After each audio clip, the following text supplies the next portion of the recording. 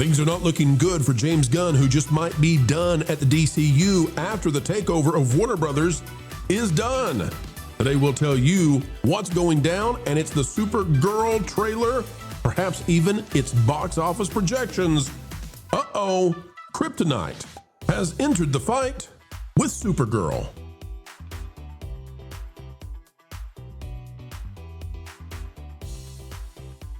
Ladies and gentlemen, boys and girls, welcome back to the channel that brings you the news you need to know all across the fruited plains of YouTube. Telling you what's happening in entertainment, keeping you ahead of the culture curve. It's what we do around here. You know, if you've got that hype button, the time is ripe to throw us some hype. We certainly would appreciate it, as well as your subscription. And join a community dialogue down below. Click that comment and let us know what's on your mind. Folks, we're gonna have a good time. We're talking about Supergirl. Not looking good whatsoever, even a year away. Well, it's really not that far away, 6 months? What? That's right. And it could spell one of the last films already for James Gunn and his DCU. And take a look, ladies and gentlemen, out of YouTube from DC and Warner Brothers. Well, look at you, fancy schmancy combining together. 21 million views, 368,000 likes. This is not a Rachel Zegler Snow White kind of moment. No, it's not the Moana 2 trailer. We would never mislead you in that way. But 42,000 dislikes is not something to sneeze about, especially when we compare this official teaser trailer to Superman. You see, Superman has been out way longer and only has 21,000 dislikes. 21,000 dislikes on the Superman trailer. Now, the other thing that should have them perhaps a little bit worried is if we go here to Google Trends, you can see in blue is Superman, red is Supergirl. And that, my friends, is not what you want to see after you just released your first teaser trailer. Yes, that red that's been basically as low as you can go, sitting at less than 1% most of the time, it finally got up to 6%. Of the apex of Superman as measured and registered over the past year. This is going to be a linchpin film for James Gunn, for Warner Brothers, and I think it determines what happens with James Gunn under the new ownership that we know is going to be there, whether it's Netflix, whether it's Paramount. This is not going well. This is not going swell, and perhaps one of the things we should look at is this doubling of dislikes on the trailer versus Superman. You have to remember, ladies and gentlemen, the Superman trailer did not come in without controversy. There were lots of people who said, "Where's my Henry Cavill?" And they clicked the dislike button. The fact that Supergirl already, despite basically having limited screen time and nobody knows this actress very well, 42,000 dislikes right off the bat, might not portend well for James Gunn. Tabitha, what are your thoughts? Did you see Superman? Did you see Supergirl be her little drunkenly self in the film? I did, unfortunately. Okay. Are you excited about the female version of Chris Pratt's Star-Lord mixed with Tony Stark in Supergirl? Like, is this something that we all want to see, or do you think that James Gunn and WBD need to be worried? Well, first of all, she wishes she could be a mix of Robert Downey Jr. and Chris Pratt's character. Who doesn't? This is significantly boring looking. Now, I will confess that I do not know the origins and the character type of Supergirl based on the comic books, so I can't tell if this is accurate. From a normie standpoint, watching this, I'm bored because in my humblest of opinions, I believe that Superman and Supergirl in this particular style is more befitting of a really good looking TV show than it is a cinematic masterpiece. These don't look like movies. They look like well-made TV shows. I know that that's kind of a weird blurred line between the styles and that type, but that's just what it comes across. And it doesn't help that there doesn't feel to be any patriotism with either of these characters. It doesn't help that they start off by pissing on Superman's character literally in the beginning of the whole film. It doesn't help that they've chosen this weird drunken college girl vibe, and I don't want to be hateful towards I don't want to be one of those people where it's like, oh, she's just not that pretty, but they've not really done anything to make this woman look feminine, attractive. Like the suit looks god awful on her the same way that it did on David Cornsweet. And it's not attractive. It's not appealing. She just looks like a washed up loser who thinks that she knows everything. I don't know. I've heard somebody give the idea that these movies seem to be filmed in a kind of TikTok mindset. It's all geared Yes. towards the younger generation. There's a lot of flashing lights. There's a lot of pretty colors. There's a lot of cutscenes. There are a lot of this, and this. But the attention span for a lot of people has been significantly shortened, especially for the younger generation. And so when they say, who are these movies made for? I think a lot of the people that are online don't realize we're older than we think we are when it comes to Hollywood standards, and that this is the next generation of film types, I suspect. Yeah, and I'll tell you the other thing that's odd about this, and I think this is going to be a problem. They want her to be, somebody who's debaucherous. They want her to play the part of a character who is out partying it up, drinking, doesn't care. The whole idea of the dog, wetting on Superman's image and visage. Here she is again. And I want to hold it on this particular frame because maybe I'm an old fogey. Maybe I just don't know better. I think she comes across on the screen way too young for this. I think she comes across as teenager, and teenager doing this debaucherous stuff doesn't play the same way as early or mid 30s Tony Stark doing the same thing. It's not. And I think it's strange. I think it's weird. Well, it's also inappropriate, and it doesn't inspire. That was the thing about superheroes. They were meant to be inspirational to people. They were meant to give you hope and whatever. Now it's more about making superheroes relatable to us. And that was kind of the beauty, the dynamic that you had between Tony Stark and Steve Rogers. Steve Rogers fought for truth, justice, and the American way. And I understand that that's, in the Marvel universe, but the superhero icon still stands the same, where it was like somebody to look up to. And then you had the struggle of Tony Stark, where it was like he wanted to do what was good, maybe not necessarily what was right. And so it was this conflicting idea. But then you see that he had this character arc, and then you grow to love him for different reasons. You watch him grow, but he and the captain always kind of had this, this thing about being better, encouraging each other to be better, do better. People are watching. With these kinds of things, particularly with Supergirl, it's like she doesn't look like anybody that I would want anybody to aspire to be. And I know that sometimes you have those movies where it's not about aspiring to be better, kind of like Deadpool per se. Like, he's not necessarily the good guy. So you have your films that are like that. But this is freaking Supergirl. Supergirl is supposed to be an icon for little girls to aspire to, just like Wonder Woman. And so I don't understand why there's the lack of femininity. There's a lack of attractiveness. It's a bad scenario to play in front of people where it's like, oh, great. The drunken college girl, apathetic loser trope. And then we all know that somehow in the end, she's going to aspire to be better, but it's just not, not interesting. Maybe with James Gunn, I'm not even sure about that. But again, to go back to this thing about how oddly that's going to play on the screen. And I know some people out there say, oh, they look like young adults to me. This is her sidekick. If I didn't know anything, completely out of context, and you show this to me and say, how old is this person? 12. Yeah, 11, 12. I mean, this is going to be odd if these are the actors portraying going out and partying and getting sloshed and all that. Lauren, your thoughts on James Gunn? Like, this guy kind of, he walks right up to that line every time of maybe it's not appropriate. We'll try to get a perfect shot of that. Hang on. There you go. Again, super young in the way that it's presented. At least I feel that way. Lauren, what are your thoughts on it? So I'm going to be the odd person out here because that is your job. I mean, it's in your contract. You're supposed to do that. Go ahead, Lauren. Yeah, I think I'm naturally contrarian when it comes Devil's to this. advocate, please, sir. I liked Superman, and I've made no bones about that. The character or the movie? I mean, I don't hate you for liking Superman. He's a good guy. The movie. And I do have some quibbles with some of how the movie was handled. I think it would have been better had James Gunn had any idea what people in Kansas were like, because he obviously got Ma and Pa Kent wrong. I think it would have been better if it was less an ensemble movie and more of a Superman movie. But besides that, I felt like they got Superman himself right. I think James Holt made a pretty good Lex. I enjoyed it, and more importantly, my son loved it. It's his favorite movie of the last year. So knowing how James Gunn approaches things, there's a lot of things in his takes that I don't like. And I have not read the Tom King comics that I think Supergirl is supposed to be based off of.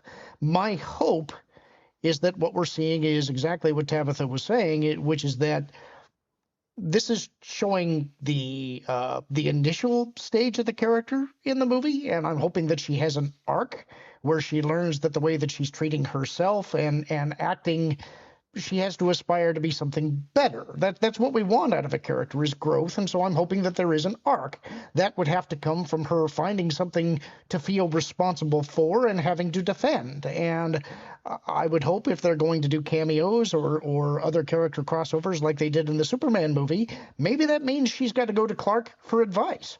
You know, I don't know if they're going to do that. I'm not willing to judge the movie yet based on a teaser. I'll be more interested to see, what does this look like when the trailer comes out? Do we get a little more context? Absolutely. Now, when it comes to, growth, the arc that you want to see with the character, Warner Brothers and anybody who wants to buy them, they want to see the same thing when it comes to interest levels. Jonas, I don't know how the movie's going to be, but I know the marketing has been a little bit bizarre. And as we can see, it's not going well. This needs to grow rapidly for this to have any kind of hope of succeeding as a summer blockbuster movie. What do you think? What do they have to do, Jonas? What do they got to do to save this thing? I actually kind of think this is irredeemable. I'm honestly just really tired of movies that are about other movies. There's no better way to put it. Some legacy sequels can be great, like Top Gun Maverick was great, but it was a very specific mix of things that had to happen in order for that to be great. Supergirl is about a movie that I was meh about. Superman, I enjoyed it at the time, but the more I thought about it, the more that came out of James Gunn's universe, the less that I liked Superman. Avengers Doomsday is not a movie about a comic book story. It is a movie about Avengers Endgame. Did I say Doomsday? I meant to say Doomsday is about Endgame. I'm just tired of it. I want a movie to be about something other than another movie. You're supposed to pay homage to other movies, use the cultural touch points of other movies, but this right here is a reaction to a movie that was already kind of polarizing, and not polarizing in a Last Jedi kind of way, polarizing in a, I'm not sure if that was even a good movie kind of way, which is Superman. I have no interest in this version of Supergirl. I really have no interest in this version of Crypto. And I can't remember anything else from the trailer, even though I watched it several times. This is to me, it's corporate product. It may turn out to be a good movie, but right now the marketing for this is very much, well, it's a cinematic universe. The best that it's got going for it right now, as far as marketing goes, is people arguing about it online. People told me when I said, "Oh, this is a very James Gunn thing," and James Gunn put the CGI dog in it. Well, it's not actually James Gunn, so there. Okay, well, that's a dumb argument because it is 100% James Gunn. It's also a movie about a drunken girl who has superpowers. That is not an interesting concept. I can't put a tagline on that. Truth, justice, whatever. You're playing with the thing that people like about Superman, which they didn't do correctly in Superman. So you're providing contrast to a thing that was not clearly spelled out in the previous film. There is nothing here for me to put my coat against. There is no coat hanger for anyone to put their coat onto on this film. She's not hot enough to be marketed as a girl in that way, so it limits. Jonas. Look, I said it first. I give Jonas my female card. It's fine. Oh my. When the first costume came out, I said, "Hey, would you look at that? She's a girl." She was wearing a skirt. She had long blonde hair. She had a feminine form. They didn't uglify her. And the first thing in the trailer is, let's put her in this massive overcoat. Let's put her in the same dull landscape we've been seeing for 10 years. This is how she feels listening to you right now. I hope. Whatever. Go ahead. The truth hurts. Sometimes you got to pull the Band-Aid off, you know? She's not the one who made these decisions. James Gunn made these decisions. Exactly. And if this hurts his feelings, he needs to grow a thicker skin and stop tweeting so much. Yeah. This is just, I have no interest in this if it's not a superhero film. You know what? I actually really liked in Thunderbolts, they had to have a moment where they stopped and they actually saved people. And it was a great moment in that film, full of really dark themes that I understand not everybody wants to talk about that, and that's fine. But there was a hero saving people. I don't see this person as saving people. I don't see anyone but maybe Superman being interested in actually saving people in that universe.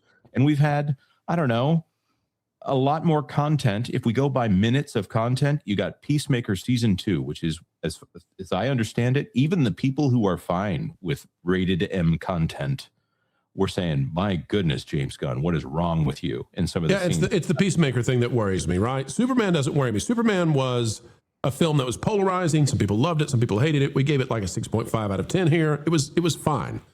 The problem is Peacemaker season 2 came out, and I said, this guy does not care about the integrity of the characters or protecting the brand. Now, that part I'll agree with. And there is no Superman the Animated Series right now to be showing kids what Superman is supposed to be. Mm-hmm. There is just this garbage. All right, now, Jonas, I want you to take a breath, take a pause from attacking this poor girl's looks.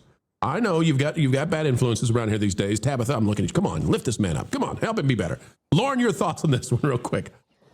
I agree with you that some of the surrounding stuff from Gunn is concerning, especially when you're talking about something like Peacemaker or what we've heard about Lanterns. But I can't judge this based on the surrounding product. I have to base it on what we're seeing. And the question...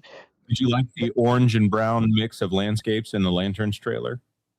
I actually haven't seen the trailer yet. I've brownish orange and brown. I forgot there was some brownish orange in there as well. Okay, it's called Rust Orange, Jonas. Come on, if you're going to critique, get it right.